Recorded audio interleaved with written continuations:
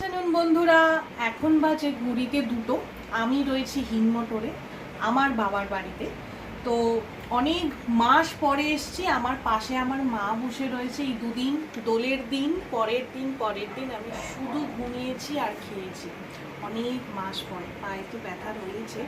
তো মা যেটা আজকে সাজিয়ে গুছিয়ে সকাল থেকে রান্না করেছে সেটা হচ্ছে গিয়ে fried rice, plain fried rice, mix fried rice নয়, চিলি চিকেন আমার ফেভারিট। আর এইটা হচ্ছে গিয়ে ইলিশ মাছ। আমি অনেক মাস পরে ইলিশ মাছ খাচ্ছি, নিজে ইচ্ছা করে না রান্না করতে। মা সাজিয়ে গুছিয়ে দিচ্ছে, মা পাশে বসে রয়েছে। ইচ্ছে করছে না যেতে, কিন্তু ফিরতে তো হবেই নিজের সংসারে। কিন্তু তাহলেও ভীষণ এনজয় করেছি এই দুদিন। শুধু খেয়েছি, শুধু ঘুমিয়েছি। তা এখন আমি খেতে বসছি আর পারছি না এইসব দেখে কন্ট্রোল করতে। তোমাদের সাথে আবারও আসবো আরও অন্যান্য ব্লগ নিয়ে। টাটা।